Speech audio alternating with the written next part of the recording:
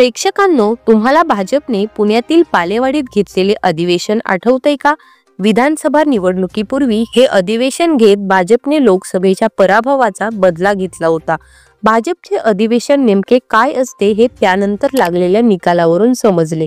कार्यकर्त्यांमध्ये जोश भरणं, मायक्रो प्लॅनिंग करणं, प्रत्येकाची जबाबदारी वाटून देणं आणि प्रत्यक्ष त्याची अंमलबजावणी करणं या चारही टप्प्यांवर भाजप अगदी तळापासून काम करते.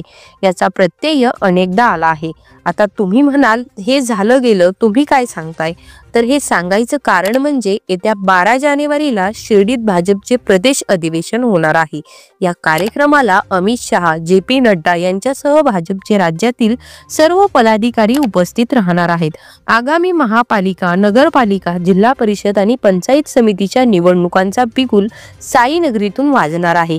या निवडणुकांच्या तयारीसाठी शिर्डीतील हे अधिवेशन होणार आहे. मूळचे नेवासकर असलेले नितीन दिनकर यांची नुकतीच पक्षश्रेष्ठींकडून जिल्हा अध्यक्षपदी निवड करण्यात आली असून होऊ घातलेले हे शिर्डीतील अधिवेशन दिनकर यांच्यासाठी देखील महत्त्वाचे ठरणार आहे. आता आली ना गाडी रुळावर? सुमारे 10,000 भाजप नेते, पदाधिकारी आणि असंख्य कार्यकर्ते 12 जानेवारीला शिर्डीत येणार आहेत. आता या अधिवेशनाचं नेमकं प्रयोजन काय? अधिवेशन शिर्डीतच का? भाजपच्या डोक्यात नेमकं काय आहे? या सगळ्या प्रश्नांची उत्तरं शोधण्याचा आमचा हा प्रयत्न.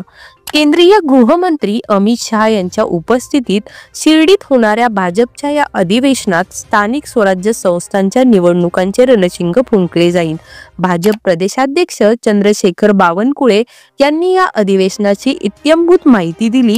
स्वामी विवेकानंद जयंतीचे औचित्य साधत भाजपने शिर्डीत मोठा उपक्रम हाती घेतला आहे. स्वामी विवेकानंद यांच्या विचारांवर आधारित हे अधिवेशन असेल आणि त्यांच्या विचारांनुसार युवकांना प्रेरित करून भाजपकडे आकर्षित करण्यासाठी नवीन अभियानाची सुरुवात होणार असल्याचे बावनकुळे यांनी सांगितले. भाजप राज्यभरात सुमारे 1,51,00,000 सदस्य नोंदणी करणार आहे. प्रत्येक विभागाला सदस्य नोंदणीचे लक्ष दिले आहे. शिर्डीत आयोजित अधिवेशनाला राज्यभरातून सुमारे 10,000 भाजप पदाधिकारी आणि कार्यकर्ते उपस्थित राहणार आहेत.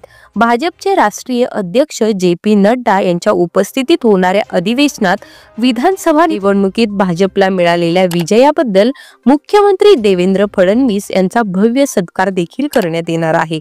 आता या अधिवेशनाचं नेमकं प्रयोजन काय? भाजप राज्यात सुमारे 1.5 कोटी सदस्यांची नोंदणी करणार आहे.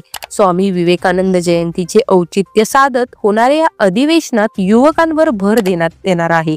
भाजपने गेल्या 5 वर्षात झालेल्या नवमतदारांवर लक्ष केंद्रित केले आहे. त्यांची सदस्य नोंदणी करून भाजप पुढच्या 10 वर्षांचं मतदान ट्रॅफिक सेट करणार आहे. अधिवेशनापूर्वीच सुमारे 15 दिवस राज्यभर संघटन पर्व आयोजित करण्यात आले असून सदस्य नोंदणीवर भर देण्यात आला आहे. राज्यातील सुमारे 60% पेक्षा अधिक स्थानिक स्वराज्य संस्था काँग्रेस, राष्ट्रवादी काँग्रेस आणि ठाकरे गटाच्या हातात आहेत. त्यामुळे भाजपला तळागाळापासून राजकारण सुरू करायचं आहे आणि यासाठी युवकांना हाताशी धरायचं आहे. शिर्डीत अधिवेशन घेण्याचं दुसरं कारण म्हणजे शिर्डीच्या उत्तरेतील नाशिक, छत्रपती संभाजीनगर या जिल्ह्यात भाजपचा प्रभाव वाढवण्याची संधी भाजप शोधत आहे. या अधिवेशनामुळे भाजपला या दोन्ही जिल्ह्यात लक्ष केंद्रित करणे सोपे होईल, असं काहींचं मत आहे.